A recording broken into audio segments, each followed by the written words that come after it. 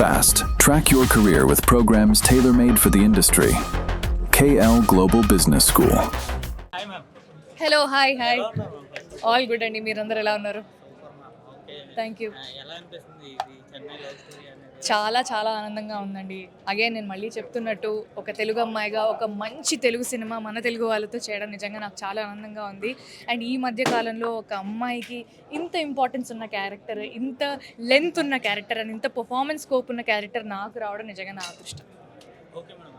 ఇందులో మీ క్యారెక్టర్ ఎలా ఉండబోతుంది అంటే ఏం చూసుకుంటున్నారు? సో నా క్యారెక్టర్ పేరు నివి. మన ఇంట్లో అమ్మాయిలాగా చాలా సరదాగా చాలా అల్లరిగా ఉండే అమ్మాయే, కానీ ఆ అమ్మాయి క్యారెక్టర్లు కూడా చాలా షేడ్స్ ఉంటాయి. ఎందుకంటే ఈ cinema it's definitely love story కాబట్టి లవ్ స్టోరీలో ఉండే సరదా, లవ్ స్టోరీలో ఉండే ప్రేమ, దాంతోపాటు దాంట్లో ఉండే బరువుని కూడా ఈ సినిమాలో చాలా మంచిగా చూపించారు. సో చాలా షేడ్స్ ఉన్న క్యారెక్టర్ అనమాట. అంటే ప్రతి పాటలో నేను ఒక్కొక్కలాగా ఉంటూ ఉంటాను. సో ఫస్ట్ హాఫ్కి సెకండ్ హాఫ్కి అసలు సంబంధమే ఉండదు. క్యారెక్టర్ చేంజ్ అయిపోతూ ఉంటుంది, ఎమోషన్స్ చేంజ్ అవుతూ ఉంటాయి.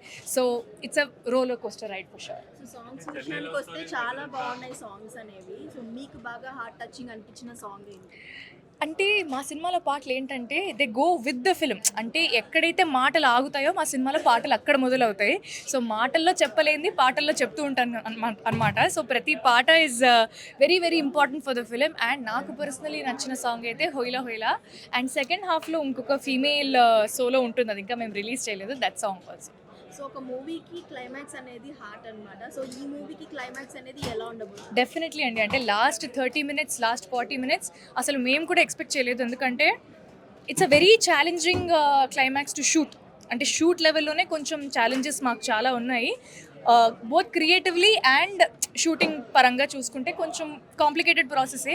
అది ఎలా అచీవ్ చేస్తామని మాకు ఉండింది. ఎందుకంటే కాన్వర్జేషన్స్ ఒక పక్కన బరువుగా ఉంటాయి, ఒక పక్కన technically we have to be strong. But everything came together so beautifully. And నేను అదే ఇందాక చెప్పినట్టు it's going to be one of the best climaxes. So Gouripriya గారు అంటే చాలా లవ్ రిలేటెడ్ మూవీస్ చేశారు. సో ఇది కూడా one of the love related movie. So ఇందులో ఏమైనా డిఫరెన్సెస్ ని మీరు చూసారా? ఖచ్చితంగా అండి. అంటే ఈ సినిమా నేను ఇందాక చెప్పినట్టు ఇంతకుముందు నేను చేసిన పాత్రలకి ఈ పాత్రకి అయితే సంబంధం లేదు. ఎందుకంటే ఇంతకుముందు నేను మ్యాడ్ చేశాను, అదొక ఫన్ ఫిల్మ్. లవర్ చేశాను తమిళ్లో, అదొక డిఫరెంట్ లవ్లో ఒక డిఫరెంట్ టాపిక్ని టచ్ చేసే సినిమా. బట్ దీంట్లో we have a very different approach towards love. And దీంట్లో ఉండే ట్విస్ట్స్ అండ్ టర్న్స్ వల్ల సినిమా ఒక దగ్గరికి వెళ్తుంది. Okay madam. ఇప్పుడు చెన్నై లవ్ స్టోరీ అంటే కాబట్టి చెన్నైకి దీనికి సంబంధం ఉంటుంది. డెఫినెట్లీ అండి. అంటే ఒక లొకేషన్లో ఒక స్టోరీని సెటప్ చేయడం వల్ల ఆ లొకేషన్కున్న టోన్ కానీ, ఆ లొకేషన్కున్న బ్యూటీ కానీ, ఆ సోల్ కానీ డెఫినెట్లీ ఈ కథకు యాడ్ అవుతుంది. ఇప్పుడు మనం చాలా సినిమాలు చూసుకుంటే ప్రేమలు అనేది actually it's Malayalam cinema, but దాన్ని హైదరాబాద్లో సెటప్ చేయడం వల్ల దానికి ఒక అందం వచ్చింది. సో వేరే ప్రదేశంలో ఉండే వాళ్ళు ఇంకొక ఊరిలో ఉంటే వాళ్ళకుండే ఛాలెంజెస్ ఏంటి అండ్ వాళ్ళకుండే ఎన్కౌంటర్స్ ఏంటి అని అక్కడక్కడ సినిమాలో తమిళ్లో మాట్లాడుతూ ఉంటారు, తమిళ్ రెఫరెన్సెస్ వస్తూ ఉంటాయి. సో ఇవన్నీ they always add beauty to the story. So Gouripriya గారు అంటే ఓన్లీ లవ్ ఓరియంటెడ్ చేస్తారు? అస్సలు కాదండి. నేను అన్ని జానరాస్ ఎక్స్ప్లోర్ చేయాలనే ఉన్నాను. Favourite genre? ప్రస్తుతానికైతే లవ్ స్టోరీనే. ఎందుకంటే గత కొన్ని రోజులుగా we always like we fully been in Chennai love story కాబట్టి for now I'm in love story zone.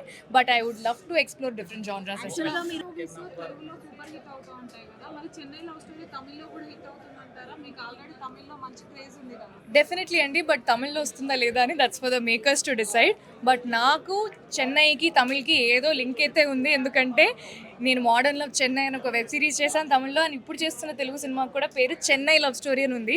So నాకు తమిళ్కి చెన్నైకి ఏదో పూర్వజన్మ కనెక్షన్ ఉందని నా ఫీలింగ్. ఇప్పటివరకు చాలా లవ్ స్టోరీస్ చూసాం. చెన్నై లవ్ స్టోరీలో యూనిక్ పాయింట్ మీకు ఎక్సైట్ చేసిన అది జూలై 24th మీరు చూడాలండి. ఎందుకంటే నేను ఎలా అయితే ఎక్సైట్ అయ్యానో మీరు కూడా ఖచ్చితంగా ఎక్సైట్ అవుతారు. ఎలా కనెక్ట్ అవుతారు చెన్నై లవ్ స్టోరీ కనుక? డెఫినెట్లీ అండి. అంటే ఈ కాలంలో ప్రేమ డెఫినేషన్ అనేది మారుతూ వస్తుంది. అంటే మనకు 90sలో లవ్ వేరు, ఎర్లీ 2000sలో వేరు, ఇప్పుడు ప్రేమ వేరు. Only gen Z it definitely only జెన్జీకి అని నేనైతే ఖచ్చితంగా చెప్పను. It is for everybody. అంటే ప్రేమలో ఒక ప్యూరిటీ అనేది ఈ మధ్య కాలంలో మేబీ మిస్ అవుతుందని మనం అనుకోవచ్చు. సో ఒక స్వచ్ఛమైన ప్రేమ కథని ఈ జనరేషన్ కూడా అందించాలనే సిచ్యువేషన్లోనే we got the story. Working experience super experience అండి. He's a very fun person, very fun loving person, very good co actor to work with. So I had a very nice time.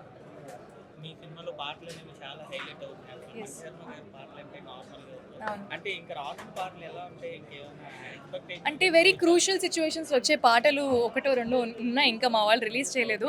But album నేను అదే చెప్తాను కదండి, love స్టోరీస్కి music అనేది చాలా చాలా important and that is the soul of the film. So Manisharma గారికి నేను పెద్ద ఫ్యాన్ని.